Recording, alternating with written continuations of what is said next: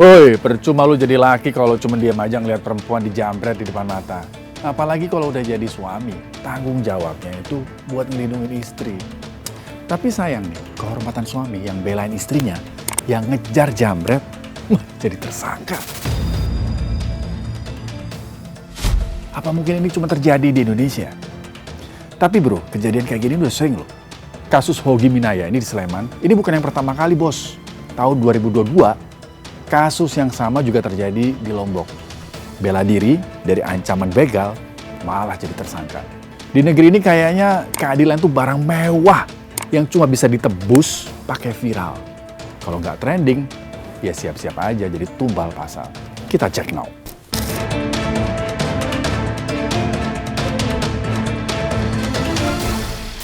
Oke, jadi kejadiannya udah lama. Itu bulan April tahun 2025.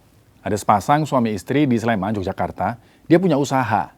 Usaha untuk suplai jajanan pasar ke salah satu hotel di sana. Nah hari itu, ada dua lokasi pengambilan jajan pasar yang berbeda arah. Jadi, ya terpaksa diputuskan. Istrinya naik motor, si suaminya naik mobil. Tapi kayaknya emang udah takdir ya. Di tengah jalan, mereka nggak sengaja ketemu lagi tuh di flyover. Nah, disinilah nih petakannya dimulai. Saya sempat oleng, naik motornya itu agak oleng. Setelah itu saya teriak, Mas, jambret. Gimana reaksi laki-laki, suami, kalau istri lu dijambret? Gue yakin semua laki-laki, semua suami normal bakal ngejar tuh jambret. Apapun caranya, harus ketangkep pokoknya. Dan itu naluri laki-laki. Kita lanjut lagi nih, kita simak cerita korban. Saya agak kencang, suami saya yang mengendarai mobil di sebelah kanan saya itu spontan melakukan pengejaran, Mas, sama jambretnya itu. Melakukan pengejaran, setelah sama suami saya dipepet karena suami saya pengennya jambretnya itu berhenti agar tas saya itu bisa diambil kembali.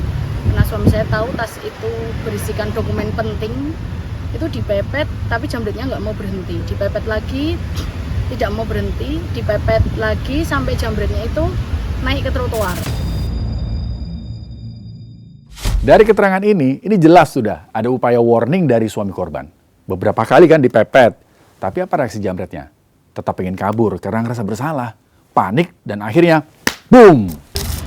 Dengan kecepatan tinggi, terus menabrak tembok yang di mural dekat bakpia itu langsung terpental ke jalan raya itu, terus tengkurap itu. Saya nggak tahu kalau pada waktu itu atau langsung meninggal di situ atau enggak, saya nggak tahu.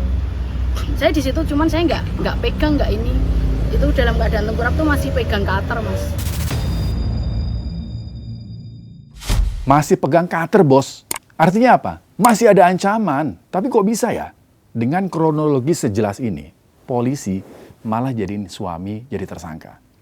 Pakai pasal 310, Undang-Undang Lalu Lintas. Ancamannya 6 tahun.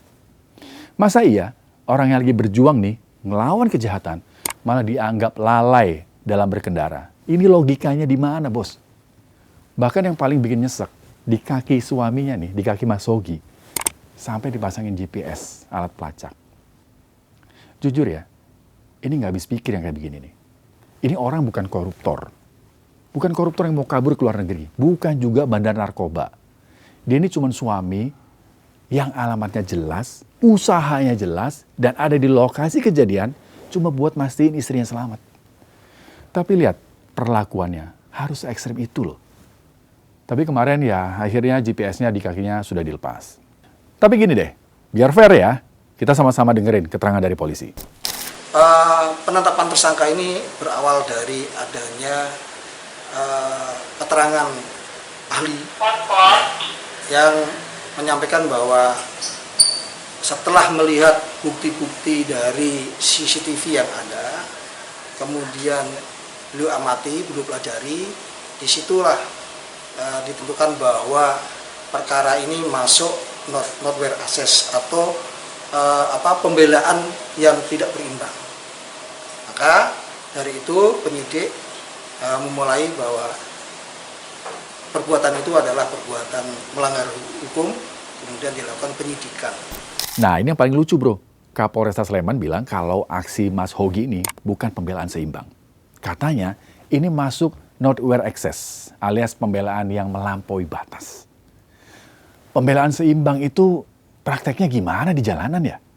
Apa kalau jambretnya bawa cutter, terus suaminya juga harus turun dari mobil, cari cutter dulu yang ukurannya sama, baru boleh ngelawan? Atau kalau jambretnya pakai motor, suaminya nggak boleh ngejar pakai mobil, karena dianggap nggak seimbang? Ini orang lagi panik, bos. Adrenalin lagi tinggi-tingginya nih, karena lihat istrinya dijambret. Di situasi kayak gini, top thinkingnya cuma satu, gimana caranya supaya penjahatnya berhenti.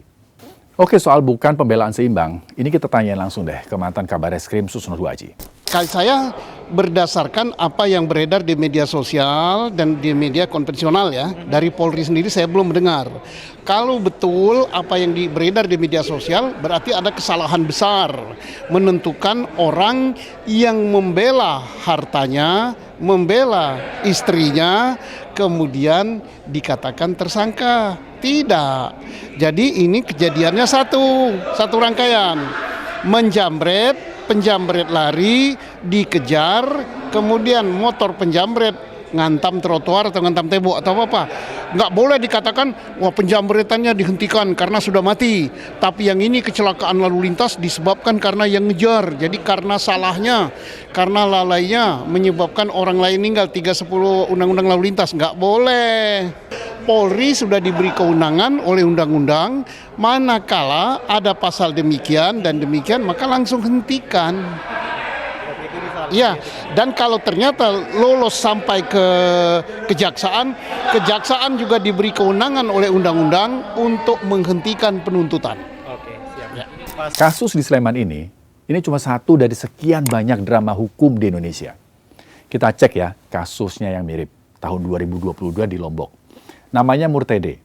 Tapi di kasus ini, dia ini dikenal dengan Amak Sinta.